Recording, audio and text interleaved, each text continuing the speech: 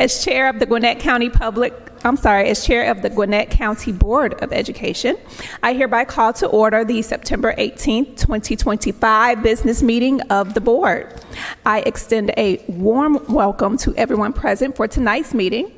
The board, Dr. Taylor, and I are pleased that you have joined us as we celebrate achievements, review information, and make policy decisions related to the effective operation of Gwinnett County Public Schools. Before we begin, I'd like to draw your attention to the screen on my left, where you'll see the school board's core beliefs and commitments. Beginning in August, our core beliefs and commitments will be on display during our business school board meetings. These statements aren't just words. They reflect the guiding principles that shape every decision we make and every goal we set. They serve as a compass for our district, reminding us of our shared responsibility to foster a learning environment where every student can thrive. I encourage you to take a moment to read them carefully, as they are central to the work we do together as educators, leaders, and community members. Okay. The board began meeting at 2 p.m. for our monthly work session. During work sessions, we hear reports on student achievement, school operations, and system-wide initiatives. We may also discuss items that the board will be acting upon in tonight's business meeting. Please visit our board agenda online next week to see any of the detailed reports from the work session. The monthly business meetings of the board are open to the public. We are grateful for the number of people interested in our schools who are in attendance tonight. This business meeting is when the board conducts its business of governing the school system in a public arena. The business meetings are not meetings with the public. Therefore, comments from the audience will be confined to the time designated for citizens to address the board, according to policy BCBI. Speakers are encouraged to maintain appropriate decorum, follow appropriate protocols, protect the confidentiality of students, prevent defamatory statements, and ensure the impartiality of the board. The board requests that speakers not directly speak about individual students, parents, or staff members. Thank you for embracing these qualities and modeling them for our children and our community during tonight's meeting. Please silence your cell phones or communication devices before we begin our proceedings. I would like to call to the podium National Coordinator Paya Patel from BAPS, Sri Swaminarayan Mandir, to lead us into a moment of reflection, and you'll have to correct me on the pronunciation, to lead us in a moment of reflection, followed by the Duluth High School Navy JROTC under the leadership of First Sergeant DeMarcus Charleston, United States Marine Corps, retired, who will present the colors and lead us in the Pledge of Allegiance. Good evening, Chair Dr. Simmons, board members, and Dr. Taylor. I am Payal Patel, and I bring you greetings and well wishes on behalf of BAPS Sri Swaminarayan Mandir in Lilburn, Georgia. Thank you for asking me to be a part of tonight's meeting. As we come together, may we demonstrate wisdom, integrity, respect, and grace in our interactions with each other. Let us acknowledge the many good things around us and ways we can be a blessing to others. Thank you to those in the audience who lend their leadership and service to our schools and community. We also extend appreciation to many different people, our families, our teachers, and others in the community who support public education and our public school students. Finally, let us keep the children of Gwinnett County in mind as we speak, act, and make decisions tonight. With that in mind, I ask that you join me in a moment of silence for the personal reflection about our students, our school district, and our greater community.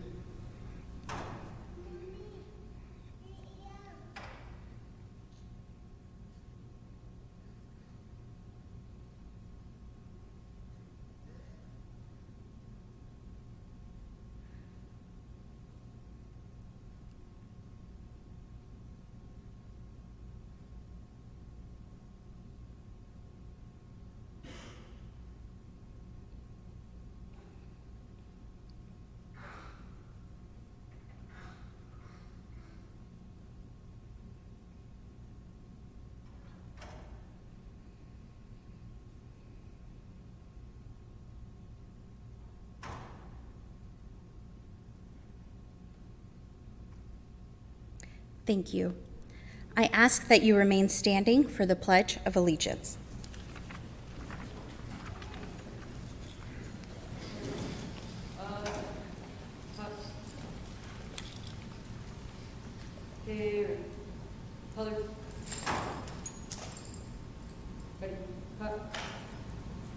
Forward, march, left, right, left, left, right,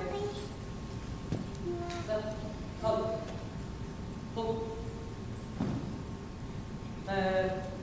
face, breathe and color. Please join me for the pledge. I pledge allegiance To the flag of the United States of America and to the republic for which it stands, one nation, under God, indivisible, with liberty and justice for all.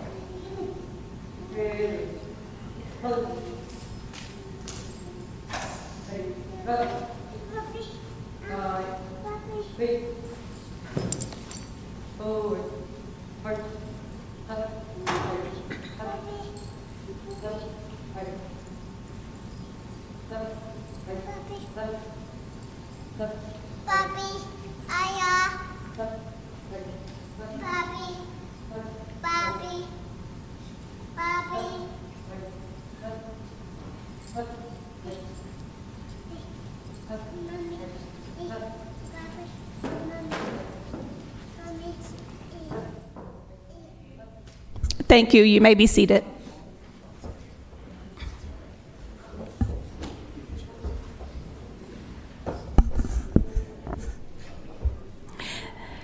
Thank you, Ms. Patel and Duluth High School Navy JROTC for being part of this evening.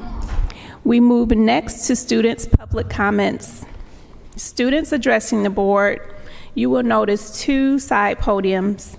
Please come to the podium closest to where you are sitting. At this time, Jasmine Caballero, please approach the podium. Jackson Caballero, you are on deck at the other podium. You are allotted a maximum of 3 minutes for comments.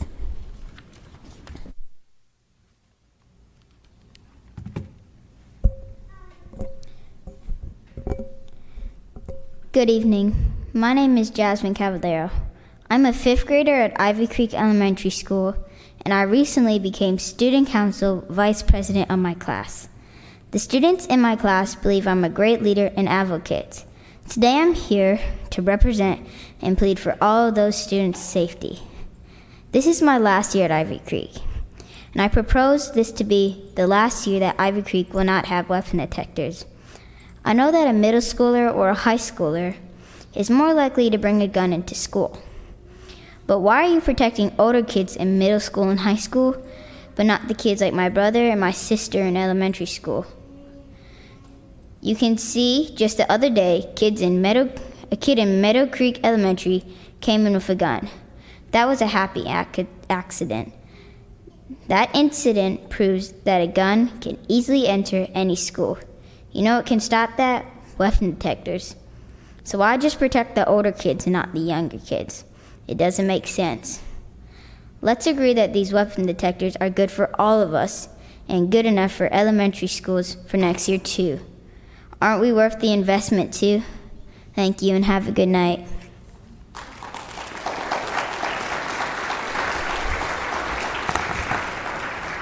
Jackson, you're up next, followed by Jordan Caballero.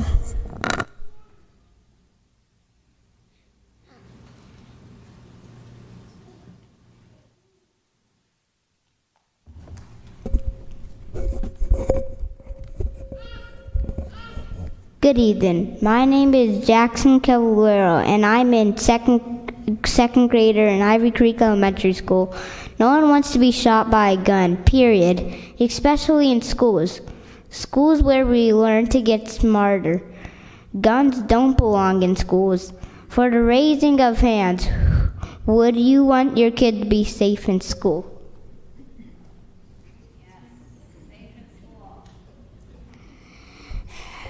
If we get weapon detectors, students and staff in our school will be safe. Why just protect middle schools and high school?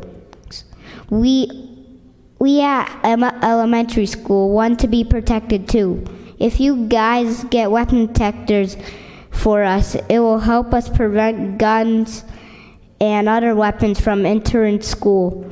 I suggest the next school fundraiser, we should consider getting weapon detectors for elementary school instead of boosters or tracks.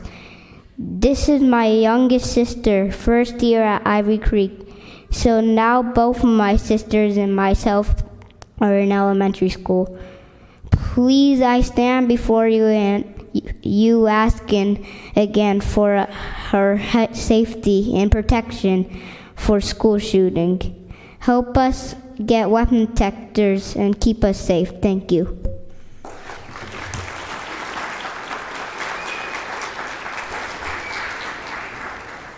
Jordan Cavallaro, you're up next.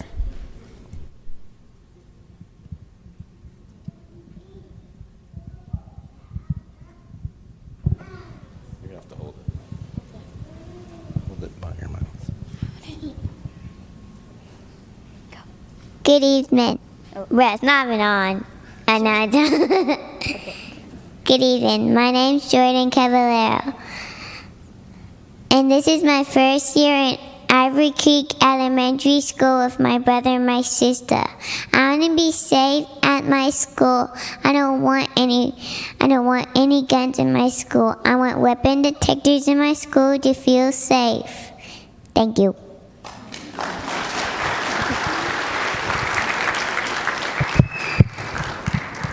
So cute. Oh, yes. Students, thank you so much for your comments. We move next to the adoption of the agenda. Dr. Taylor, do you have any changes to the agenda? I have no changes to the agenda. Board members, do you have any changes to the agenda? Board members, do I have a motion regarding the agenda? I make a motion to approve the agenda for the September 18th, 2025 business meeting. I have a motion by Dr. Therese. Is there a second?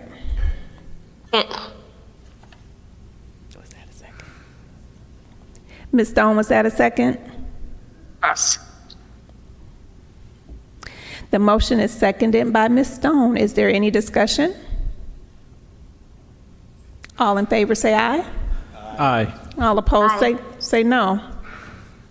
It is unanimous. We move next to group external presentations by Dr. Taylor. Thank you, Dr. Simmons. The Board of Education calls on Monica Rosen, Chief Executive Officer of the Alma Advisory Group, to provide an update on the superintendent search. Ms. Rosen.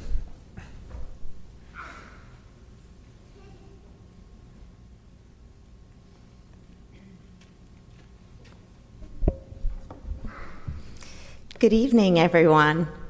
It's a pleasure to be with you all this evening. My name is Monica Santana Rosen. I'm the CEO of Alma Advisory Group, and we are partnering with the board to lead the search for the next superintendent of Gwinnett County Public Schools. We attended the work session earlier today, and we wanted to take a moment in this business meeting to share a little bit about the community engagement that is underway. We want to start with special thanks for the warm welcome that the Alma Advisory Group has received during our visit this week and next. And special thanks to the district staff that have supported us, and to each of you board members for the work you've done to spread the word, to host each of your community gatherings, and to partner with us every step of the way. I want to begin very quickly by sharing how community input supports this process. It is very important to the board that the search for the next superintendent is deeply guided by the voices of the community. We are sitting down with members of the workforce here, with parents, with students, and staff to understand what they care about related to their schools and to the district. The information we gather will help inform and strengthen the job description and the criteria and competencies that you as a board will establish as you begin your screening process. We will also leverage the examples shared by stakeholders to inform the very interview activities that the board will utilize. And finally, the input gained from the community will be with the board all the way through to their final decision. Beginning this week, we have been holding community gatherings, one in each of the 5 districts. We have also been holding interviews and focus groups with employee groups. We have a staff and community survey that is open and available through October 3rd. And we have also been holding community-based meetings with various organizations in the Gwinnett County Schools community. I want to make sure that everyone is aware that the GCPS website continues to stay up to date throughout this process. This week, we held 2 community gatherings. Mr. Steve Gasper hosted District 3 community gathering at North Gwinnett High School, and Mr. Steve Knudsen hosted District 2's community gathering at Mill Creek High School. We have 3 more remaining, so we ask the community, if they have not come out yet, to please come and attend this coming week.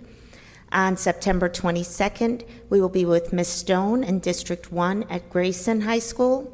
On September 23rd, we will be with Dr. Simmons for District 4 at Shiloh High School. And on September 24th, we will be with Dr. Johnson Morgan with District 5 at Meadow Creek High School. Special thanks to the principals and administrators and their teams who have hosted us. I didn't mention earlier, but safety and security has been present at every one of these meetings. And of course, the technology team, the communications and engagement team, and the KQ team have all been on hand to support. As of the creation of this presentation, we had received 1,100 responses to our community survey. Up on this slide is the QR code. For anyone who has not had a chance to take the survey, you can go ahead and access that survey directly through this QR code. I checked this morning, and that number had climbed to 1,450 responses, and we hope that number will continue to rise. So the survey, as I mentioned earlier, will be open until October 3rd, and the board has established an email that is moderated by Alma Advisory Group, and it is GCPS SUPTSEARCH. That's GCPS Superintendent Search at gcpsk12.org. We welcome any comments, feedback, questions at any time. We will be back on October 16th. We'll share what we learned in this process and the implications for the search itself. Thank you very much.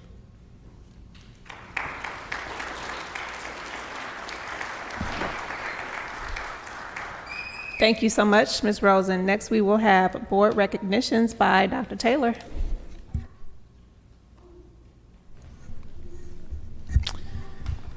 Thank you, Chair Dr. Simmons. For our first recognition, I call Dr. Jeremy Nix, Director of Social Studies, to the podium. Dr. Nix.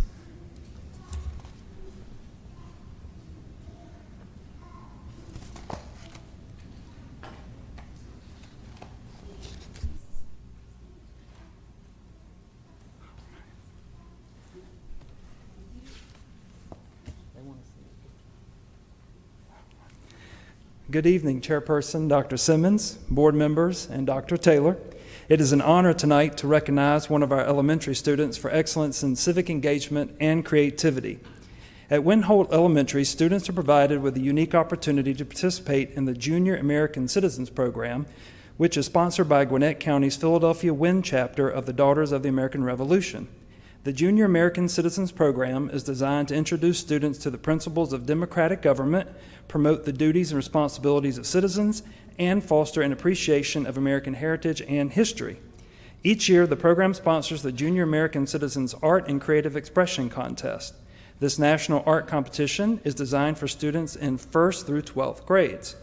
The theme for the 2024-2025 contest was Sailing with the Stars and Stripes to celebrate the 250th birthday of the United States Navy and Marine Corps.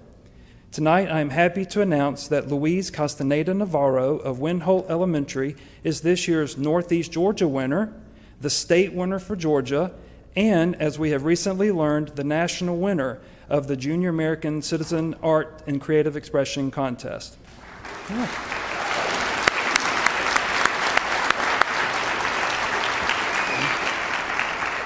All right. Accompanying Louise this evening is Mrs. Lisa Glauser, proud principal of Windholt Elementary, Ms. Chris White, vice chair of the Northeast Georgia region of Junior American Citizens, and Ms. Caitlin Green, Daughters of the American Revolution, vice regent of the Philadelphia WIN chapter. And Louise, if you'll turn to the audience so they can recognize you and see your beautiful art.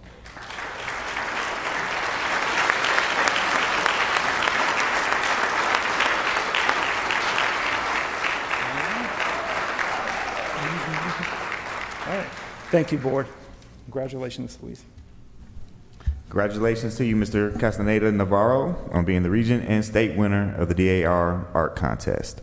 And also thank you, Dr. Nix. For our next group of recognitions, I call on Dustin Davis Austin, Director of Academies in Career, Technical, and Agricultural Education. Mr. Davis Austin.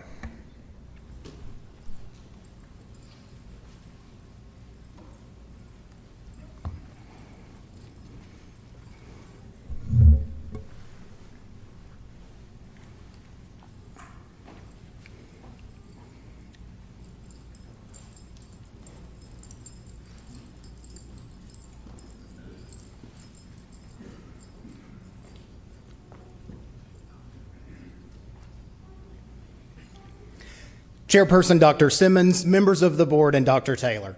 It's an honor tonight to recognize outstanding performance of several of our students from multiple schools, as well as one of our outstanding career, technical, and agricultural education teachers. Our first recognition this evening is for our career and technical student organization known as FFA at Archer High School. FFA is a dynamic youth organization that changes lives and prepares members for premier leadership, personal growth, and career success through agriculture education. The students are Caleb Arzu and Anaswara Chakanal.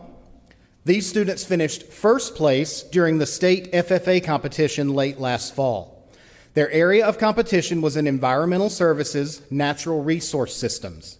I am pleased to announce that they will soon compete at the FFA national competition in October in Indianapolis, Indiana. Their teachers are Sherry Aglietti and Taylor Long, and the Archer High School principal is Dr. Kenkisha Thompson. Our next recognition is for the Duluth High School Navy JROTC unit. On a regular basis, all of our JROTC units undergo an intensive inspection performed by the various regional headquarters and service supervisors. During the 2024-2025 school year, the unit at Duluth High School received first place in the state of Georgia for Most Improved Unit. This unit will now compete at the national level for the same honor. The Navy JROTC cadets who are representing their unit tonight also just presented the colors and led our pledge. They are Cadet Liam Garland, Cadet Daniela Hernandez Jimenez, Cadet Kevin Mosquera, Cadet Lorraine Pinon Labariega, and Cadet Fernando Torres Basilio. Their Navy JROTC teacher is First Sergeant DeMarcus Charleston, United States Marine Corps retired. Their principal is Cindy Kinchin. Our next recognition is for a state first place finish in the Microsoft Office Specialist Competition. Representing Gwinnett Online Campus, Elena Wynn won this competition, sponsored by Certiport. Because of Elena's exceptionally high score on her qualifying Microsoft Office Specialist exam, she was selected to compete at the Certiport 2025 Microsoft Office Specialist U.S. National Championship at the Gaylord Texan Resort and Convention Center in Dallas back in June. Elena's principal is Bo Ford.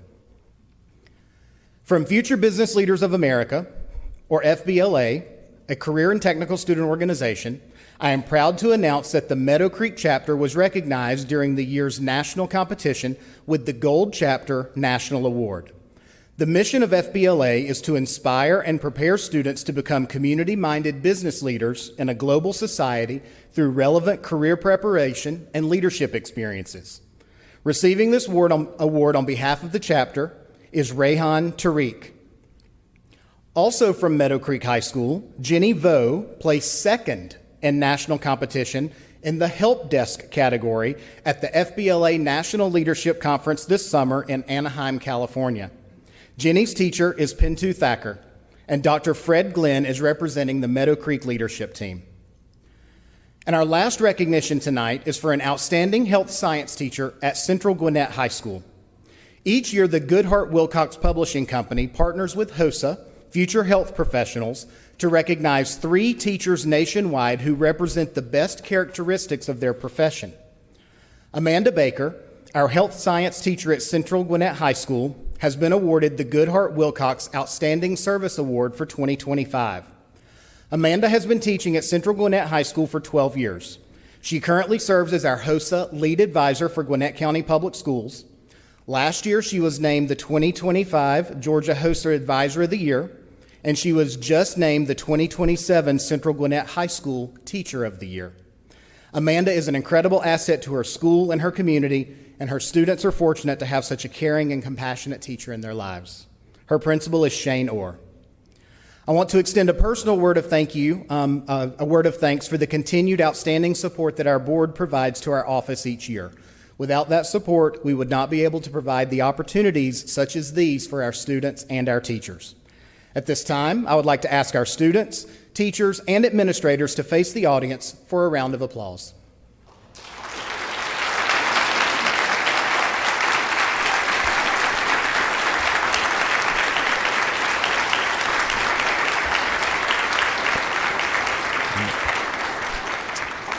Thank you. Congratulations, students, and Ms. Baker. I commend you on the significant achievement at the state and national levels. And as well, thank you to Mr. Davis Austin. For our next recognition, I call on Sally Holloway, Director of Artificial Intelligence and Computer Science. Ms. Holloway. And while she's coming up, parents, feel free to come forward to take pictures of your kids. It'll also give you a chance to embarrass them a little bit, and we don't want to miss that as parents, right? So.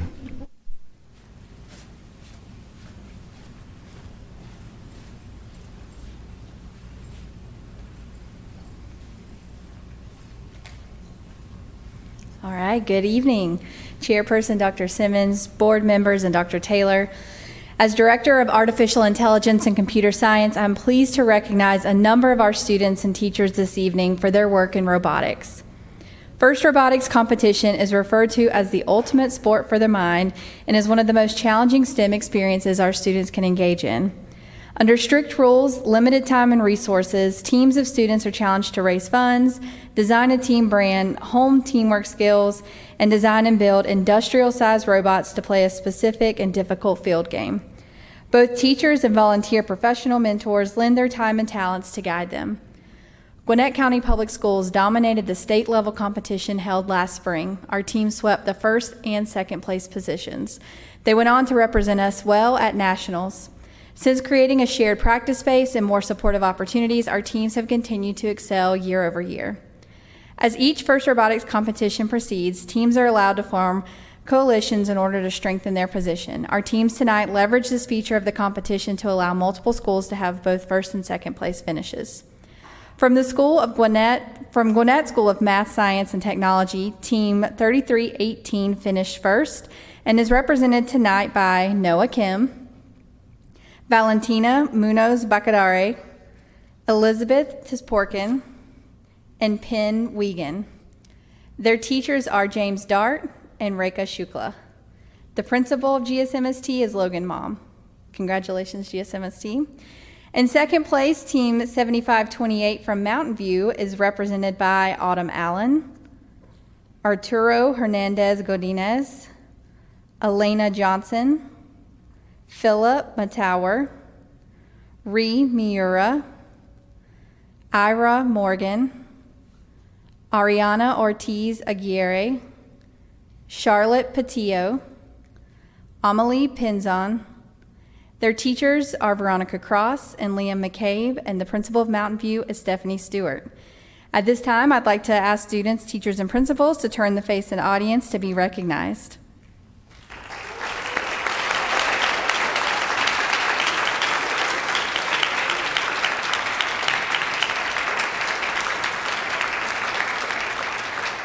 Congratulations, students.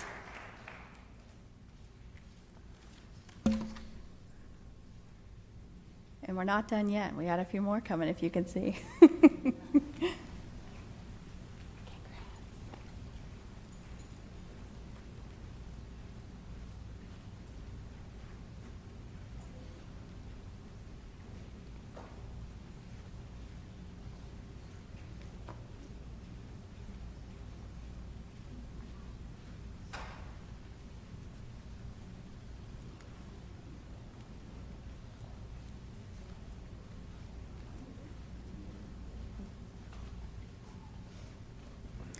All right, continue our celebrations with First Robotics. Our other first place team is from North Gwinnett High School, Team 1771.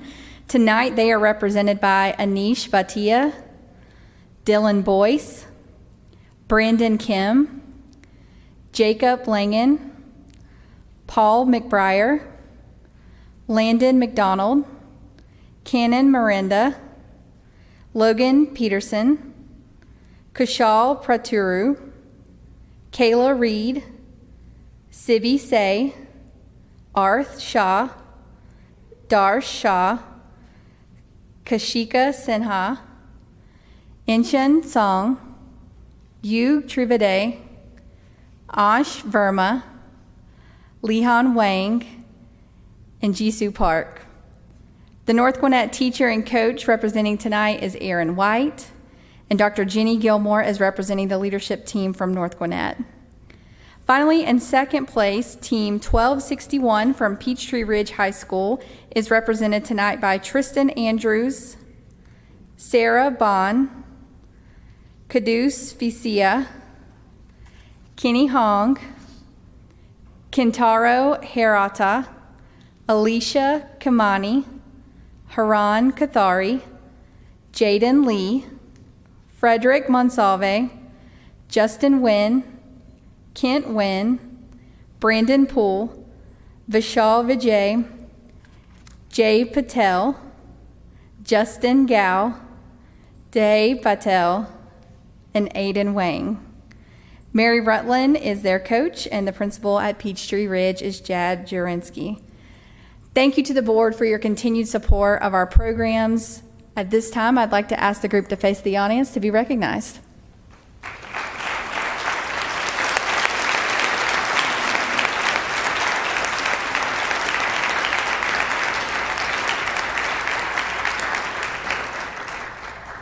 Congratulations again, students. Thank you, board. Congratulations to the students from GSMST, Mountain View, North Gwinnett, and Peachtree Ridge High Schools on your accomplishments at the state level. And thank you as well, Ms. Holloway. Dr. Simmons, I'll turn the agenda back over to you.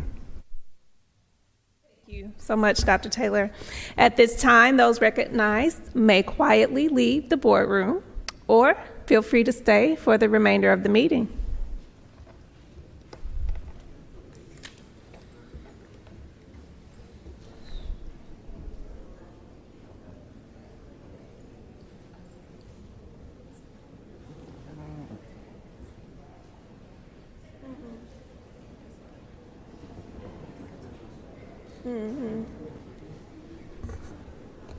We move next to the consent agenda items for approval.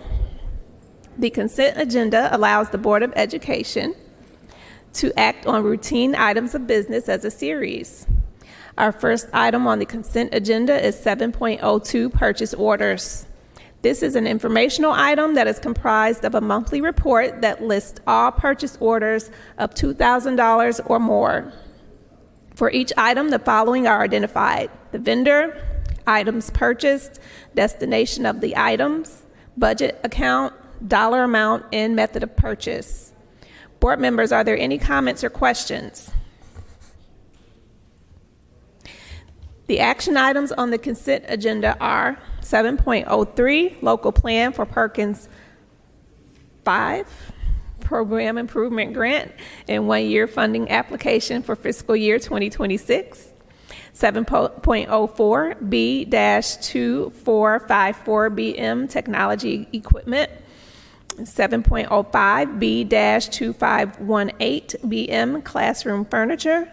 7.06 Starling Elementary School and Couch Middle School temporary easement for construction of slopes, temporary easement for construction of drives, and right-of-way deed. 7.07 Resolution to amend fiscal year 22 capital outlay application. 7.08 Resolution to amend fiscal year 25 capital outlay application. 7.09 capital outlay application fiscal year 2027. 7.10 B-2303BM mental health services. 7.11 GA-2309KM carpet and floor covering. 7.12 RFP-2302KM HVAC air filter replacement services. 7.13 Dynatrace monitoring platform subscription. 7.14 approval of minutes for first and second public hearing on fiscal year 2026 millage rate held on August 6, 2025.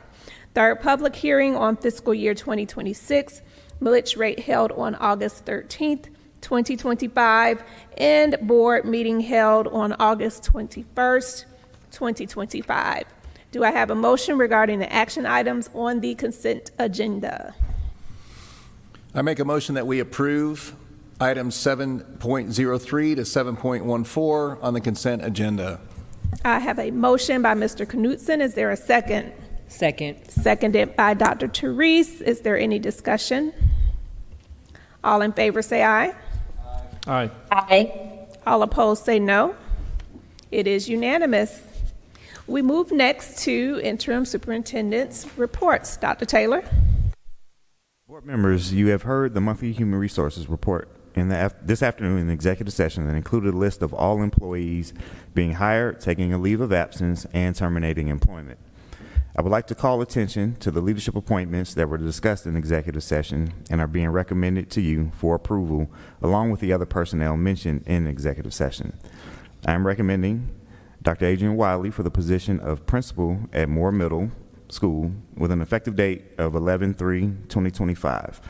We also have one additional informational item. Melissa Miller is transferring from principal at Jordan Middle School to principal at Bay Creek Middle School with an effective date of 1/2/2026. Chair Dr. Simmons, I recommend approval of the monthly human resources report. Board members, do I have a motion regarding the monthly human resources report? I make a motion to approve the monthly human resources report. I have a motion by Mr. Gasper. Is there a second? Second. The motion is seconded by Mr. Knutson. Is there any discussion? All in favor say aye. Aye. All opposed say no. It is unanimous. Dr. Taylor.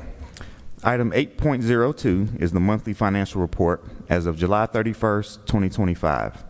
The reports are from the financial records kept at the central office and do not include local school financial records that reflect receipts and disbursements at each school. It also includes a copy of our sales tax receipts for SPLOST 6. I recommend approval of the monthly financial report. Do I have a motion regarding the monthly financial report? I make a motion to approve the monthly financial report. I have a motion by Dr. Therese. Is there a second? Second. Second. Who said that first? Gasper. Seconded by Mr. Knutson. Is there any discussion? All in favor say aye. Aye. Aye. All opposed say no. It is unanimous. Dr. Taylor, next item. Item 8.03 on the agenda, 2022 through 2027 Building Program and Construction Report is for your information only. This report is a listing of all construction projects funded by the 2022 through 2027 Building Program budget. It also provides the current status and scheduled completion date of each project. If any of you would like an update on a specific project, Interim Chief of Operations Patrick Burke can provide you with that information. Board members, are there any questions? Dr. Taylor, next item. Agenda item 8.04, fiscal year 2027 budget development calendar is for your information only. The board annually adopts a calendar of critical activities and dates that comprise the budget development cycle for this coming school year. The board is asked to review the proposed calendar of activities and dates. The budget development calendar will be presented for approval at the October 16th, 2025 board meeting. Board members, are there any questions or comments?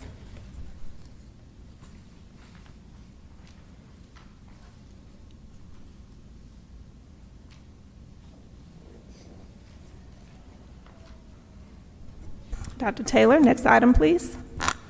Due to the passage of Senate Bill 367, the Georgia Department of Education promulgated Rule 160-4-8-15, which became effective August 3rd, 2016. The rule requires the local education agency to do the following: annually approve a training course outline to be followed by the tribunal training providers.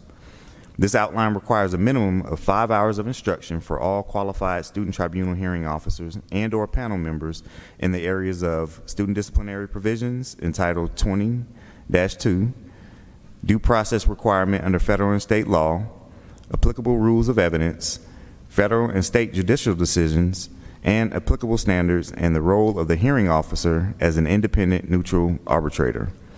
Chair Dr. Simmons, I recommend approval of the tribunal training course outline. Do I have a motion regarding the tribunal training course outline? I make a motion to approve the tribunal training course outline. I have a motion by Mr. Knutson. Is there a second? Second. The motion is seconded by Ms. Stone. Is there any discussion? All in favor say aye. Aye.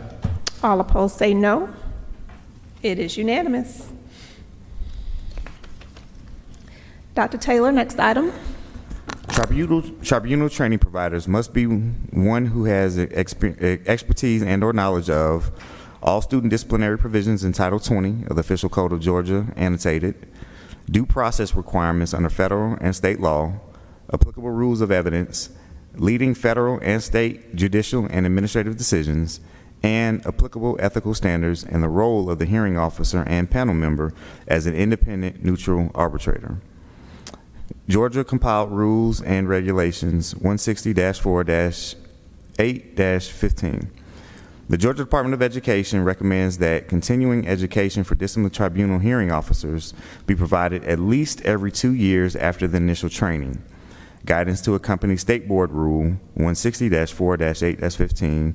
I recommend approval of the Law Office of Pereira, Kirby, Kinzinger, and Wynn, LLP, as a tribunal training provider for Gwinnett County Public Schools in accordance with OCGA 20-2-759. Do I have a motion regarding the tribunal training provider?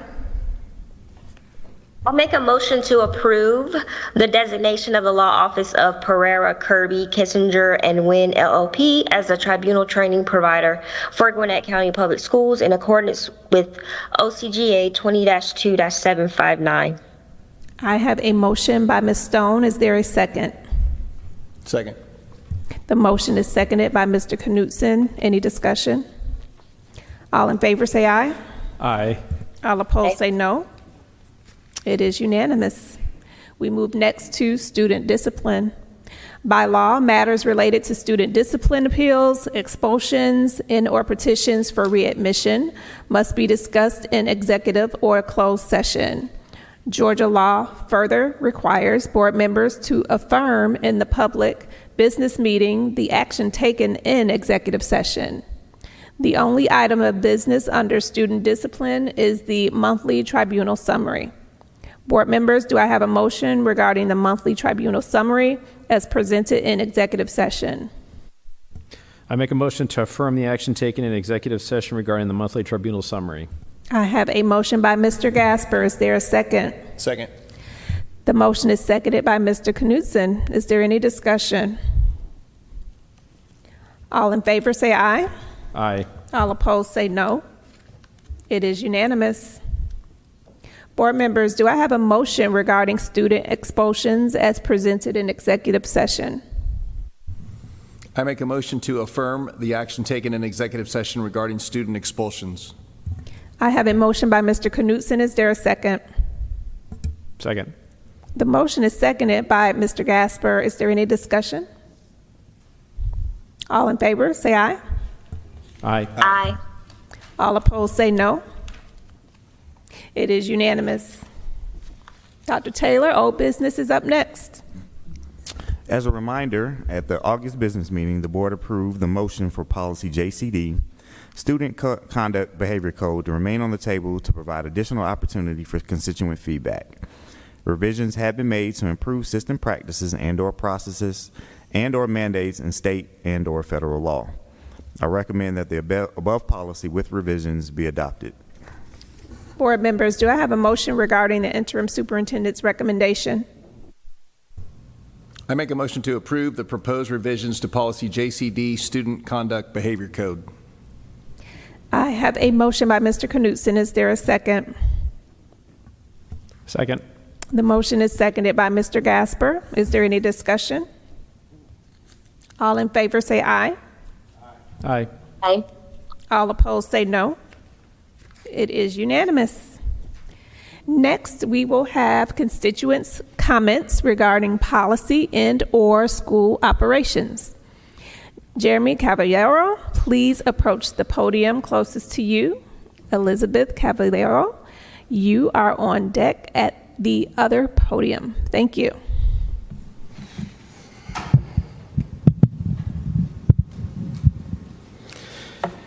Good evening.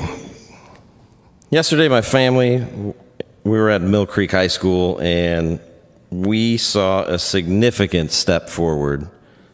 The new Evolve weapons detectors being installed, and it was a tremendous sight to see and a tremendous achievement for our community.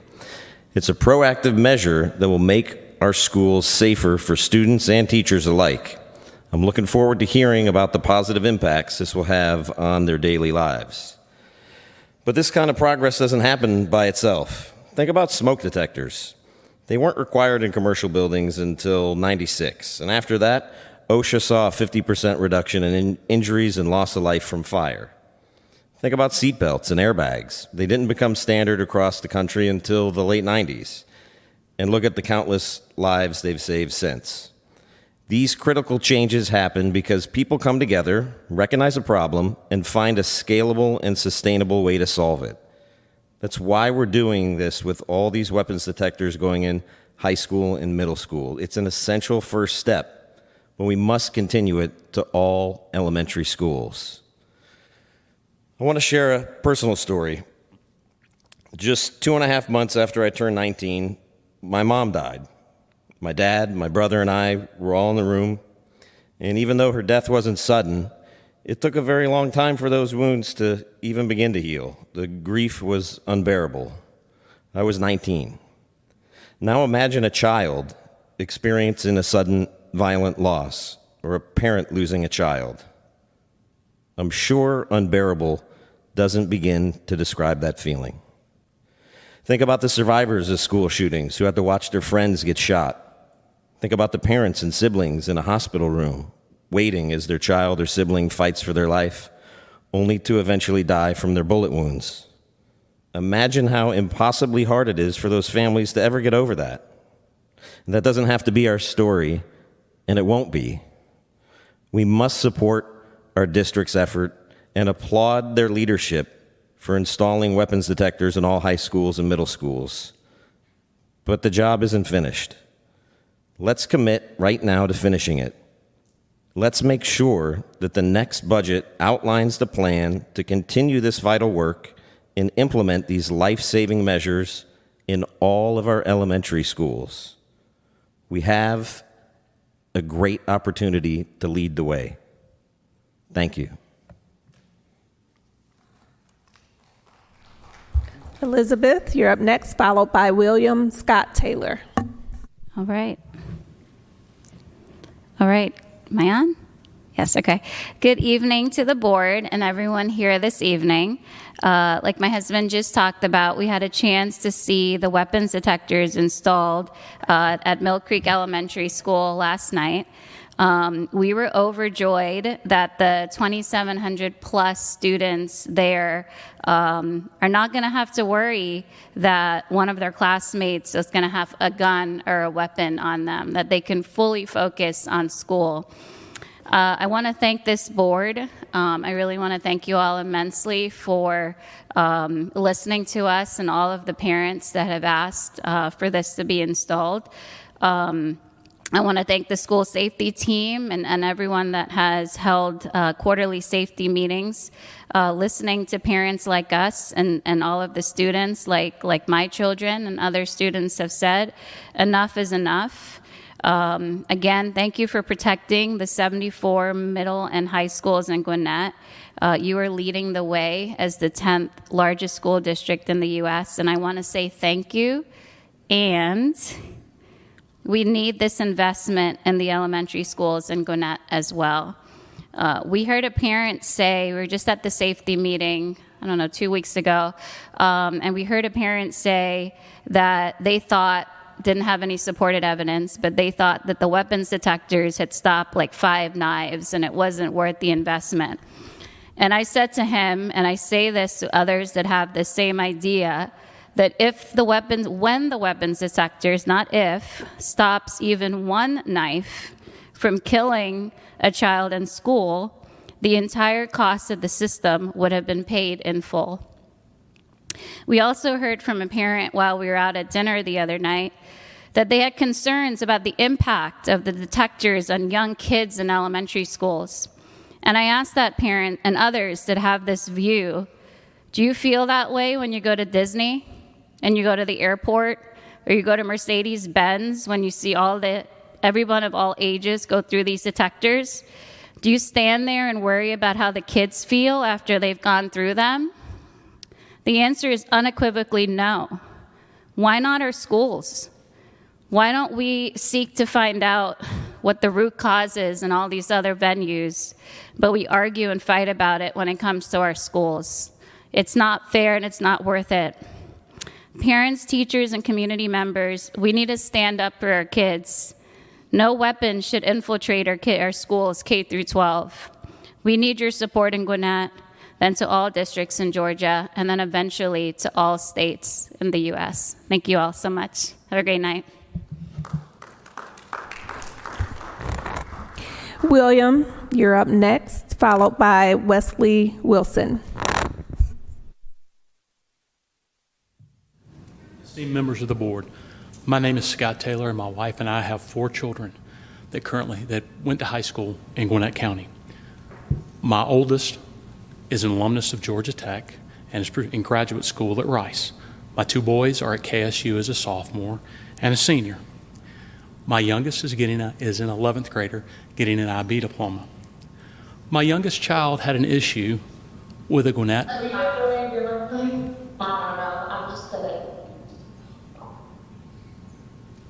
Do you want me to? Rachel, we can hear you. Do you want me to continue or? Can we stop the time? I think so. You can continue, sir. Thank you. Sorry about that. No problem. Technology is always fun. My youngest child had an issue with a Gwinnett County employee. My family's working to address the issue with Jay Newble's team. The last 6 months we've been dealing with this issue. I've come across what I would describe as some process improvement opportunities. We are now going on 6 months to find out what happened with our original complaint. I understand that individual discipline can't be shared. I worked in a union environment and understand how important it is to protect a worker's right to privacy. But we should get closure whether my child has been retaliated against or not. My family and I continue to move up the chain of command to get the final answer to our complaint and resolution of our issue. I would have expected there to be a formal process that would have been shared in the beginning that explained how the process worked, a timeline, who to escalate to, and why. In addition to that, at the start of the school year, my child filed an incident of alleged bullying. I had to follow up with the cluster superintendent not once, but twice to get feedback from the school. After the school was engaged by the cluster superintendent, the AP explained that there was no feedback nor formal response to the reporter, my daughter, nor her parents. The AP's been great. The school counselor who we've dealt with our 4 kids has been phenomenal, super supportive. Jay, even though I'm sure he has a lot of other items to handle, has gone out of his way to make sure she and we feel supported. But however, how can you have a process where someone files a complaint and no one ever gets back with you? No one closes it out. In investigating this complaint, I shared multiple GHS, Georgia High School Association, violations. These violations resulted in the high school and the coach being fined and losing games from the previous year. There was no communication. There has been no communication with the school as a whole to what happened. They've taken down the banners. They've changed the things that are online, but there hasn't been any communication. And we've been told that the administration is working on that. They've been working on it 6 months. I don't understand. And lastly, if you're an employee of Gwinnett County, you have whistleblower protection. But like they talked about the weapons system, if you're a student and you complain about a teacher, there is no whistleblower protection for you.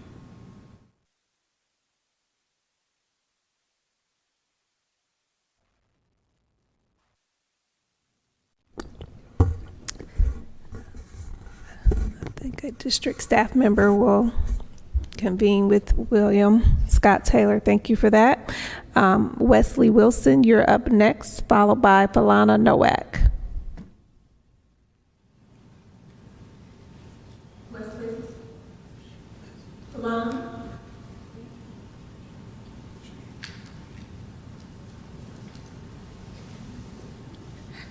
Good evening. The board has applauded themselves for giving teacher raises, which were necessary and appreciated. But the teacher retention issue is not just about the money. The recent incident at Grayson High School is one of the many reasons that teachers leave GCPS and the profession. Would any of you continue to work in a place where you're punched by a child, or in a place where the principal is more concerned about the perception of the school? How about the teacher that has to handle not 1, but 4 chronic disruptors in a special ed class? Kids with IEPs are not getting the minutes required per their document. When a teacher has to handle those behaviors, they're not available to support the other students in that class. And when it's over, it takes everyone time to get back into focus. Could you attend to your work with a student that chooses to be disruptive while barking like a dog every time the teacher speaks? That's the reality for my kids. This is the reality for our teachers. This behavior should not be tolerated, but it is. Policy JCDI and the student discipline matrix give too much variation in discipline, allowing for lax consequences, if any at all, causing an escalation in these behaviors. We can absolutely agree this begins at home and parents need to step up, but the blame is not solely on the parents. When parents stop parenting their children, the schools stop providing the structure and discipline the students need. If they behave like this at home and at school, they're behaving like this in the community. We see this with the reports on the shootings at the mall and our parks. What is the point of having rules and student codes of conduct if these kids are allowed to break them without a consequence severe enough that they won't do it again? Your statistics show that 1% of our students engage in this behavior, and we reward them at the expense of 99%. And we know these statistics aren't accurate given the variability of your matrix. So more importantly, why are we taking all of this away from the 99%? I don't know the teachers in the video. My kids don't go to that school, but I guarantee those teachers did not sign up for this. They stepped in to stop it at the expense of their own safety and well-being. I'm calling on you to see that your policies are causing teachers to leave as the school system as well as the profession because the school board is expecting them to tolerate this behavior from a child. Our teachers are some of the best people I have ever met. They deserve better than what you have given them, and our hefty $3.4 billion budget isn't going to keep them. They want the students to succeed even when they're disrespectful. They deserve an environment where they don't fear their students. They deserve an environment where they don't fear the safety of the other students in the class. and they deserve the environment where they can give their all to the students. I have long said the greatest threat to a student's safety is the kid sitting next to them in the class. Our teachers and the 99% of our students deserve an end to this gaslighting by ending JCDI and the student discipline matrix. It's going to get worse if we don't put an end to it, and I really don't want to come back and say, I told you so. Rashana Sharika, followed by Guillermo Maduro Vasquez.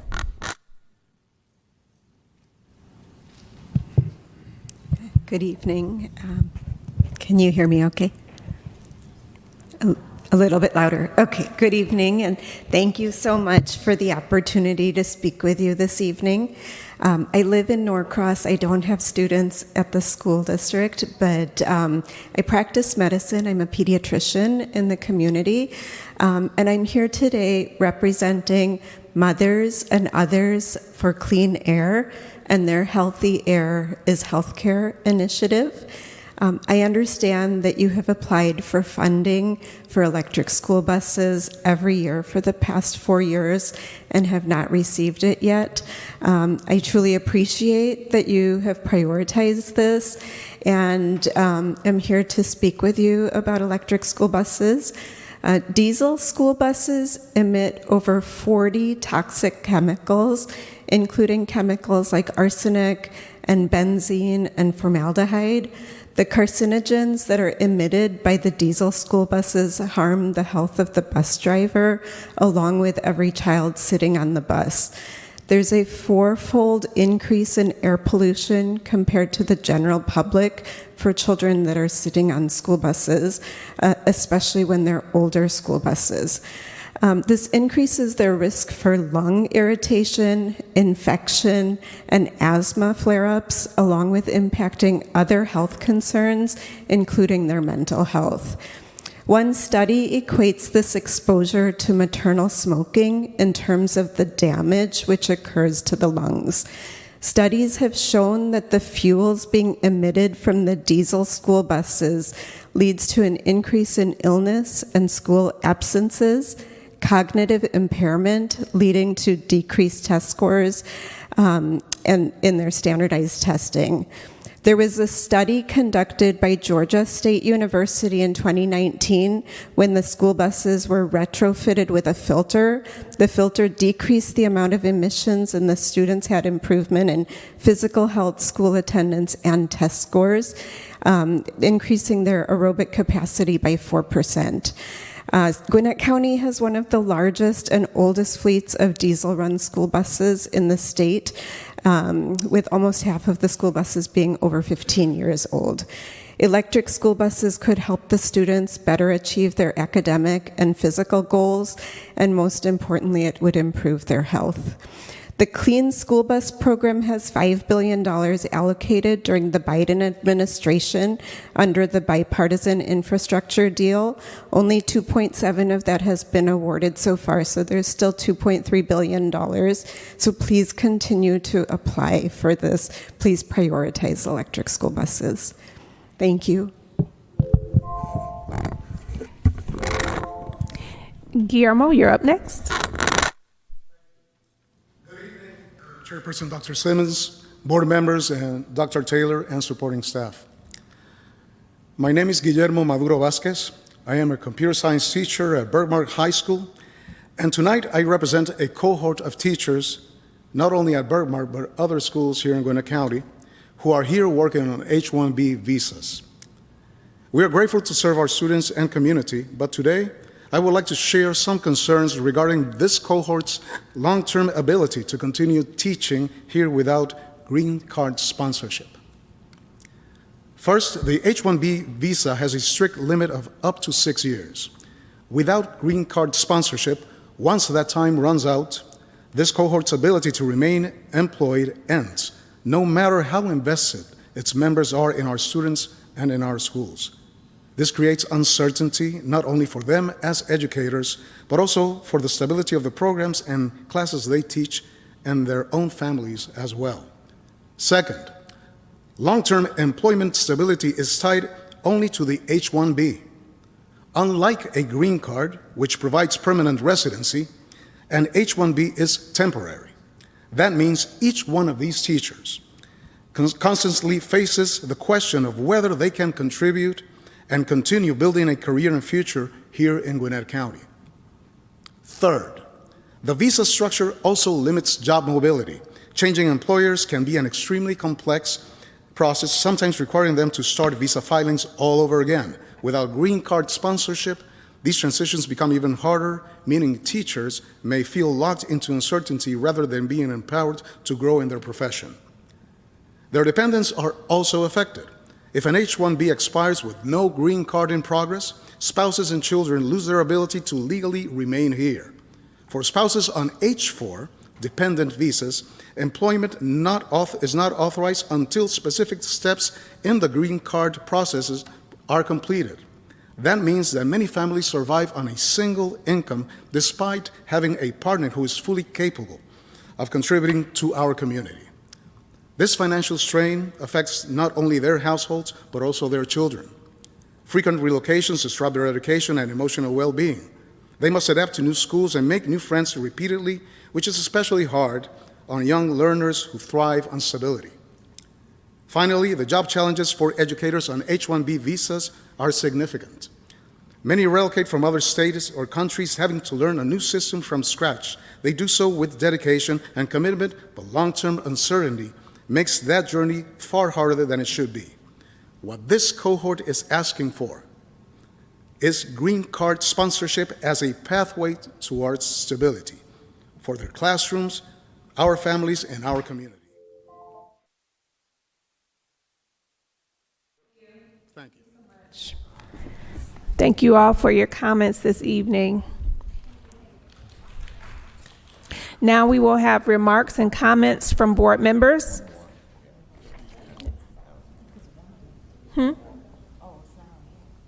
I don't have it. Oh, Allison Cundiff. Yeah, that'd be great. Can you do that for me? Video? Yeah. 1 second. Trying something new. Oh, there we go. All right. Good evening, Chair Dr. Simmons, members of the board, Dr. Taylor. As president of the Gwinnett County Association of Educators, I have come to personally thank every member of this board for listening as we beat the drum of continuous improvement for learning and working conditions in GCPS. This month, I discovered something that was so wonderful, I thought I might be dreaming. But after extensive committee review and discussion with other leadership, I realized that you are hearing us, and my heart is full. As board members, you come together across perspectives, but ultimately act as one to lead our school system. By refusing to waive Georgia Code 20-2-218, you have taken a powerful step forward in ensuring that our elementary students have teachers who are performing at their best. You have also taken a decisive stance in affirming the humanity of our elementary school teachers, ensuring their right to the same benefit any Walmart or Target employee could expect. A duty-free lunch of no less than 30 consecutive minutes as outlined in Board Policy GBCR. GCAE recognizes every member of this board for this important decision, and we look forward to seeing the results yielded in schools with teachers who are able to focus on instruction instead of unmet bodily needs. Our littlest students will flourish in classrooms with faculty whose mental and physical health is protected. I'd also like to give a shout out to elementary schools whose teachers have positively reported are carrying out this beneficial and humane practice. McKendree, Arcado, Shiloh, Hopkins, Beaver Ridge, Taylor, and these are only those who have contacted me personally to date. I look forward to hearing from members at other schools soon. In the meantime, if any principal requires assistance in advocating for resources necessary to meet their school's needs, I hope they will reach out to us at GCAE. We are in the business of solving problems in the spirit of teamwork. As a wall-to-wall local, we know that it takes everybody working together to help public education reach its wonderful potential. And with that, I would like once more to express my gratitude for each of you, for your time and for your leadership. GCAE thanks you for listening to us. Thank you so much for your comments. Now we will have remarks and comments from board members.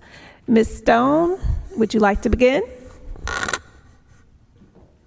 Yes, thank you, Chairwoman Dr. Simmons. And I want to just take a moment to thank everyone who made their voices heard today. I appreciate your time coming out this evening. I also want to congratulate all students from earlier today, especially from Windhoek Elementary School and Archer High School. I also want to shout out Dequila Middle School, Cruz Middle School, and Richards Middle School on a well-fought, well-played volleyball season. September has been and will continue to be an exciting and full month across our community. A few weeks ago, I had the opportunity to attend a new principal community meeting at Bay Creek Middle School. It was, as many of you all know, Mr. Riley, the current principal, is transitioning to serve as the new principal of the Dr. Mary K. Murphy Middle School.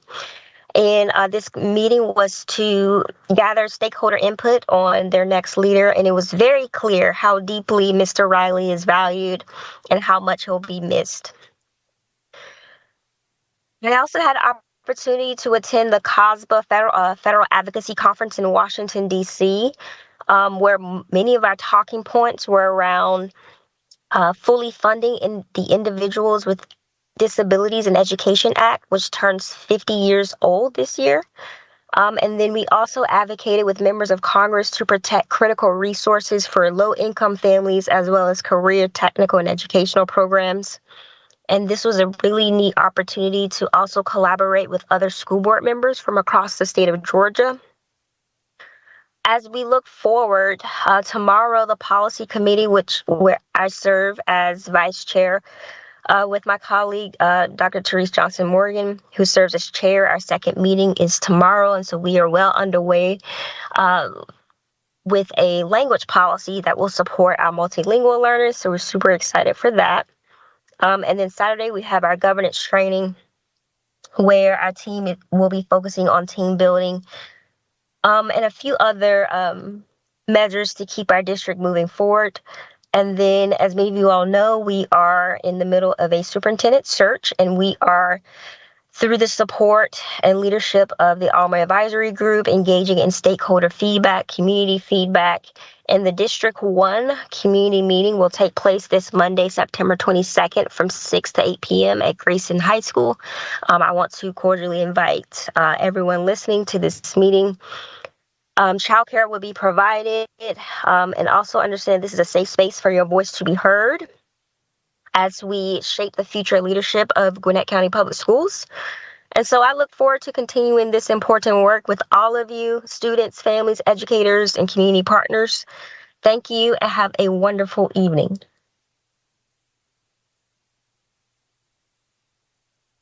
Thank you, Ms. Stone.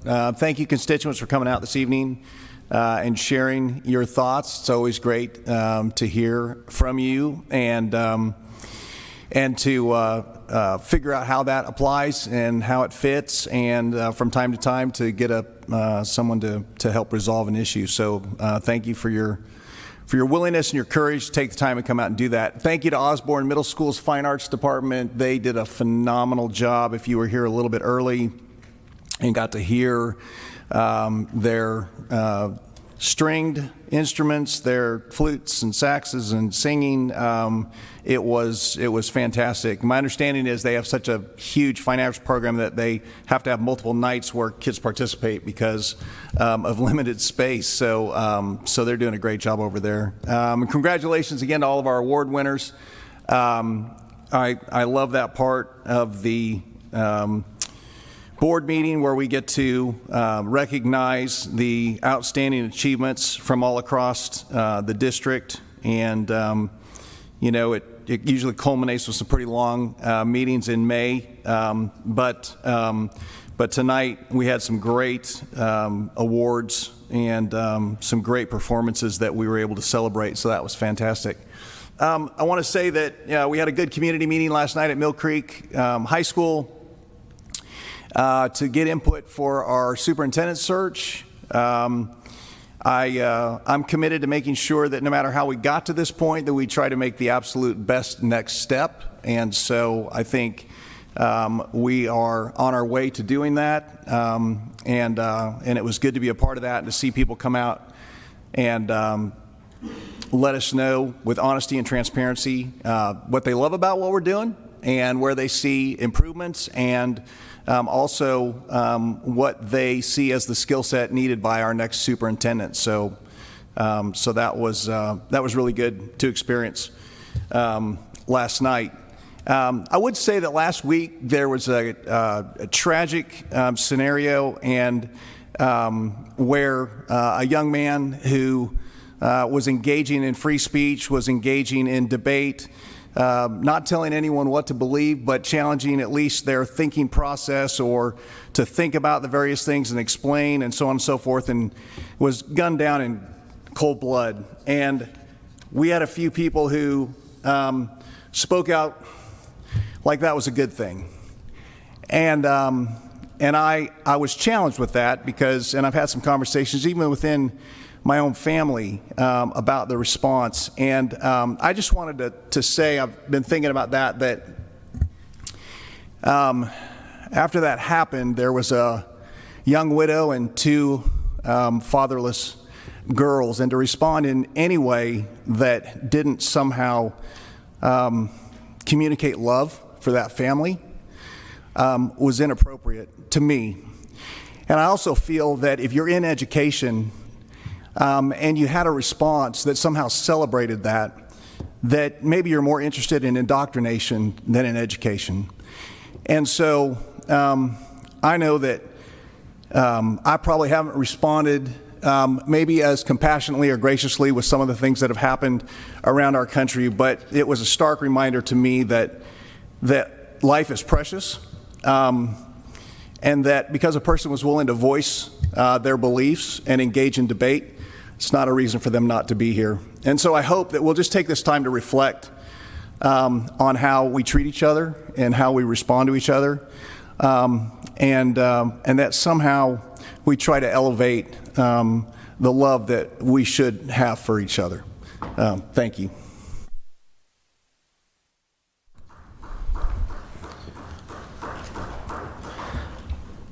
All right, thank you, everyone that came tonight to speak, and I too want to kind of echo Mr. Knudsen, really with regards to the superintendent search. I had the honor of kicking off the first of 5 of the area, just town hall gatherings, which was great. It was well attended, and it was an opportunity for our public to come out and just have your voice heard. And I liked this opportunity because, it was more, I wanted to make sure the public was there, and I told everyone, hey, be raw, be unfiltered, make sure that you are out there telling us exactly what you're looking for, because we do take this seriously. This is arguably the biggest decision that we would make sitting here as a board member, to select the next CEO superintendent of this school system. So, please, if you haven't attended any of our in-person sessions,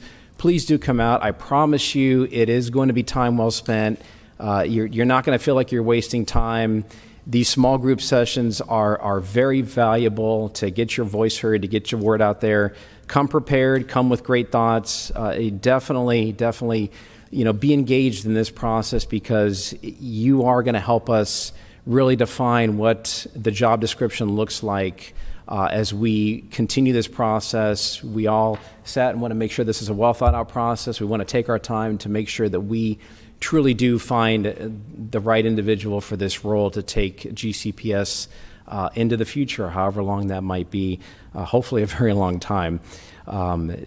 Today during our work session, we sat through a really great multilingual presentation, ML Learner presentation, and just some of the highlights. If y'all get a chance to listen to it, please do. It was certainly eye-opening for me, and if I can pick one presentation that really is kind of depicts Gwinnett County. It's this presentation to really show how diverse our county truly is. I mean, just some numbers. I mean, GCPS in 2025 alone served over 41,000 multilingual students, which is a more than 40% increase from 2019. So that is just incredible growth, incredible numbers. Just put that in perspective. We're at about 26% multilingual students. Atlanta Public Schools is just 5% multilingual students. So we really are such a diverse community. Over 100 different languages served here in Gwinnett County. So we need to celebrate that. Our system, I think, is doing a really, really incredible job, thanks to our multilingual teams that work here across the district, really with the leadership of our interim superintendent and his team. We really need to continue to celebrate that. There was a really great quote that I wrote down today, and I think it really stands true, that language development is directly tied to academic success, and that couldn't be more true. And I think there's a lot to say to that.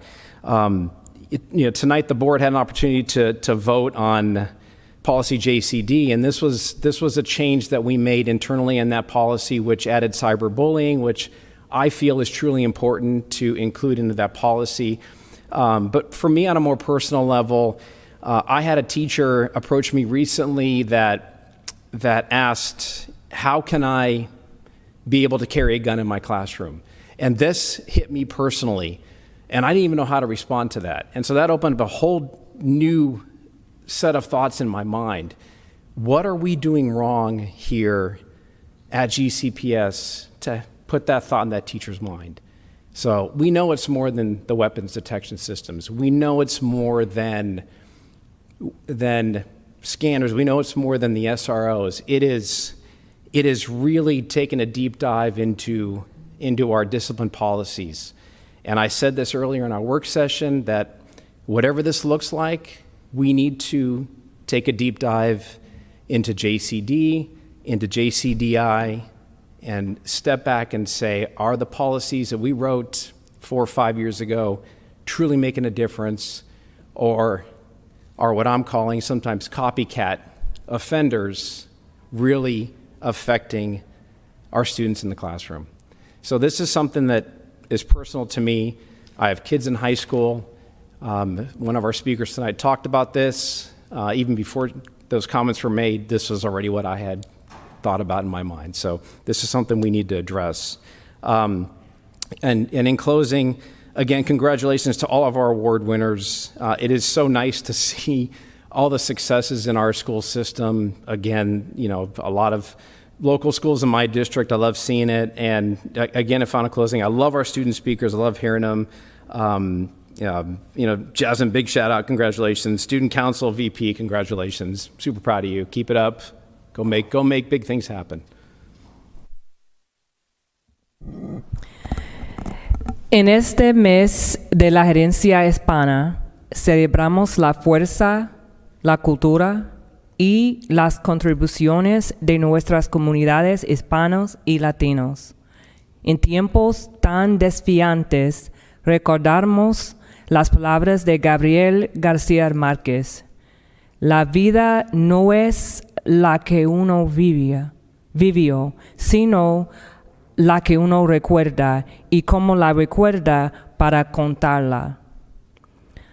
Conta la historia, su historia, con orgullo, con dignidad y con esperanza. Feliz mes de la Gerencia Hispana. I want to uplift our multilingual presentations today and the multilingual efforts we have across our district. We have a very diverse community, and as the representative of District 5, there is about 48% of multilingual learners in our school system, and 48% of them, are in District 5. And when you look at the chart, so I encourage you all to certainly watch the working session, but when you look at the chart, you see that it's such a huge gap in terms of the number of multilingual learners. And it also is an indicator of the opportunities we have to continue to improve what we are doing to meet the needs of our students. Many of the students coming, that's represented in that 48% comes from the Meadow Creek and Berkmore clusters. I live in the Berkmore cluster. I live right around the corner from Berkmore High School. I know the community, and I would like to share, I know the people in the community. And the numbers that are represented are not just numbers. These are families, these are stories, these are people who really, truly make our community richer. And it's important that we continue to put the work and the effort to continue to move forward. So I appreciate our school system, and I also want to encourage our school system that, and our community, to recognize that many of these families have layered realities. These students have intersectional needs. Some children and families carry fears connected to immigration. Many of them are dealing with the fear of coming home and their families not being there. Many are navigating food and housing insecurities, and others still need reassurance that the school is not only a place to learn, but it's a place where they can feel safe, seen, heard, valued, protected, and to feel like they truly belong. So when we see what's happening in our nation and we understand the impact that is happening to our families, we also need to be conscious of how that is also impacting our children and their sense of safety and belonging, emotional safety, not just physical safety. We can't ignore that what happens in the community and what happens outside in families and in our larger society does not impact our children. Our democracy is at stake, and we must be willing to be in solidarity with one another to protect freedom of speech, to defend truth, to ensure that people feel, and not just feel, that people know that they belong. Education is foundation to ensuring that we make our world a better place. It is the foundation to democracy. When we create schools where children feel belonging, when we create opportunities for children to embrace their culture, where diversity, equity, inclusion, justice, liberation are all part of the process of their learning, they feel seen and they know they belong. It is important for us to not be silent and to not be a revisionist. Because when we are afraid to speak the words, our children feel like they are erased and invisible. Our community does not feel seen.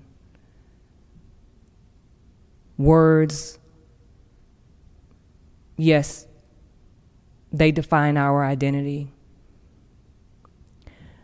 And when we revise those words and have fear around saying diversity or Black or Hispanic, Latino, anti-Blackness, racism, misogynoir, homophobia, xenophobia, we have to name it. We have to understand that these are realities for some people, not all. We are not a monolith. We don't all have the same experiences. We don't all have the same perspectives and viewpoints. I'm speaking in general. We must fearlessly address the bigotry and the fascism that is dividing our nation. That is division. Yes, we will disagree. Yes, we believe in freedom of speech, and in that freedom of speech, people may say some things that you do not agree with. But we also have the responsibility when we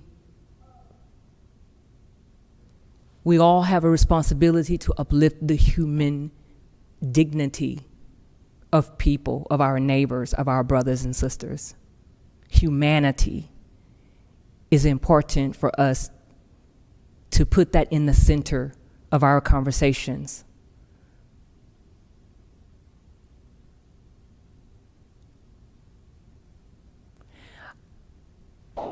I have so much hope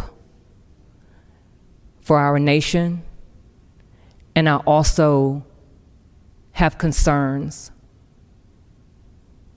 And what we're seeing in our nation, I implore all of us to take seriously the importance of ensuring that people know they belong and they are safe.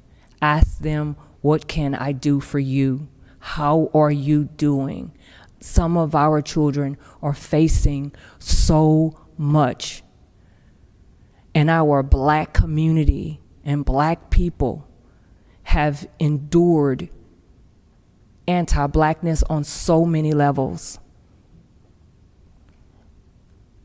And we see it in the 350,000 women, Black women, who are unemployed, who are highly qualified, highly educated,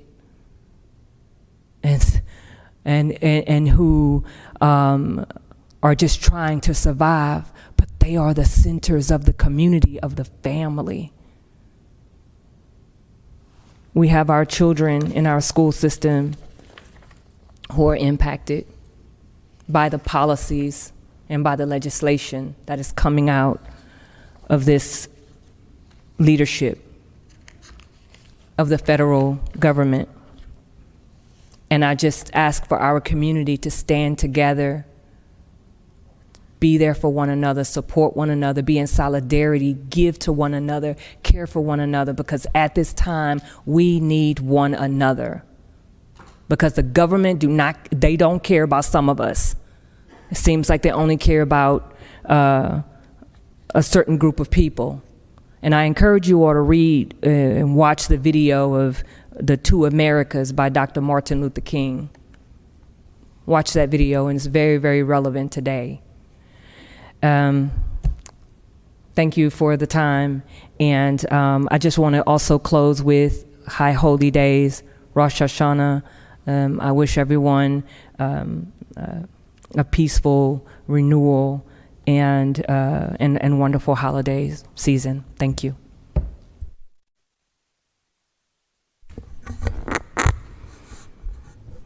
A little over 13 years ago, my husband and I chose to move to Gwinnett County.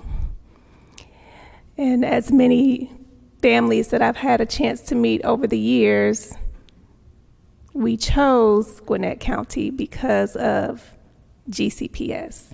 We chose GCPS. Each month, my heart is warmed in seeing the student representatives that come out and are awarded and that comment to the board. And what I enjoy and delight in seeing the most is the reflection of the world in our diversity. Gwinnett is a very diverse county, and it's celebrated in our county. And that's why I chose GCPS, and that's why I continue to choose GCPS. And I am excited about the superintendent search and us partnering with the Alma Group to hear from our diverse community around what they would like to see in our next superintendent, so that we can continue along a path of families choosing GCPS. I chose it 13 years ago. I hope that families that come after me 13 years down the line will continue to choose GCPS, and I believe that they will. And I believe that an important part of that, making sure it happens, is that our community engage in the process of providing us input on the competencies, the skill set, the values and belief system that you would like to see reflected in our next leader. So we have a number of engagement opportunities that kicked off this week. I look forward to meeting with stakeholders or seeing some stakeholders at the District 4 meeting. Know that you don't have to live in a particular district to attend that meeting next week. You can come to District 4 meeting and live in District 5 or vice versa, so feel free. But I really am wanting to encourage everyone to come out, to share insight, share your stories, share what's working. I know you're going to share what's not working, and we want you to, but also elevate what is working so we can look for that in the next person as well. It's just as important. Lastly, I'd like to comment on the presentation this afternoon around our multilingual learners. And one of the quotes that was shared is that oftentimes when students exit that program, they perform at even higher levels than English-speaking students. They perform at higher levels in their reading, in their math, than English-speaking students. And so that's just a commendable, acknowledgement in that multilingual learners being able to speak another language is an asset and should be considered an asset. It's an asset that we can build upon, and research further supports that when instructional strategies are implemented to help multilingual learners, it also helps English-speaking students. So when we can get things right for this population of multilingual learners, we're also getting things right and better for our native English speakers. We're at a time where almost 1 in 4 of our students are multilingual learners. If we can help them to accelerate their learning and to achieve at high levels, it's just going to continue to bring GCPS up higher and higher. It will continue to encourage families to choose GCPS. So I'm excited about the superintendent search. I'm excited about the work ahead as we're navigating how to better serve our multilingual learner population. Our board is working, our policy committee is working on a policy that our board will have an opportunity to review and consider in the near future. Our district has made some investments and continues to share information with us on how they're looking to enhance improvement. But all this, in thinking and considering all of this, know that we're going to continue to support all of our students as we're also looking to provide targeted supports to students that have in the past and currently are not showing the ability to perform at even a level that, not even at a high level, but they're not even performing at a level where we would say meets the expectation. This is a group of students that have consistently fallen below the level of expectation. And so if we can get things right for them, all of our students will benefit, and I look forward to that. And I continue to uplift the idea of let's work together so families will continue to choose GCPS. Thank you for coming out this evening. I'll be brief, but I want to first just kind of continue that sentiment of just being appreciative and thanking you all, those who spoke, those who were just here. Definitely want to commend and thank the team who put together that tremendous ML presentation earlier today, as well as the responsiveness from various team members as stakeholders share concerns. But I looked at the time, and I kept looking at the time, and then I glanced at the agenda again. And the words that came to mind immediately when I thought about, so we had a third-party organization do a presentation tonight with Alma Group. We had a series of board recognitions, multiple students, which was always really exciting, but from multiple schools. We had a list of speakers, as we always do, plus the normal agenda items. So the words that came to mind when I thought about the time and the agenda was efficiency and effectiveness. That as a board collective, in consecutive meetings now, so this isn't an anomaly anymore. We're in the second meeting of this year, and in consecutive meetings, we're moving through the agenda efficiently without compromising any effectiveness. And thinking about the superintendent search that's underway, the board, I think, in many ways is demonstrating to the larger community that you've hit the stride of working together, and it couldn't have been a more perfect time. I think the more that they see how well you all are working together, it just builds community trust in the process. And it's a phrase that we use frequently in Gwinnett. That, we generally believe in trusting processes. You put processes in place. There's always room for improvement, and when gaps exist, we certainly want to address those gaps. But trust the process and trust the fidelity of that process. So, in that spirit of thanks, I wanted to make sure that you heard that we see it and we appreciate it, because this is a very important decision that will impact the trajectory of the district. So definitely appreciate your work on it. So I'll turn it back over to you.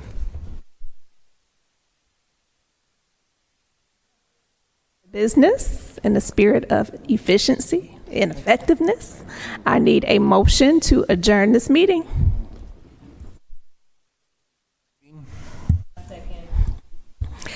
I have a motion by Mr. Knudsen and a second by Dr. Therese. Is there any discussion? All in favor say aye. Aye. All opposed say no. Aye. It is unanimous. Thank you for attending tonight's board meeting. The board, Interim Superintendent Dr. Taylor, and I appreciate your attendance and interest in Gwinnett County Public Schools. As our public meeting has concluded, this facility will be closing in 20 minutes. Thank you for being with us tonight, and drive home safely. Enjoy your digital learning day tomorrow. This meeting is adjourned.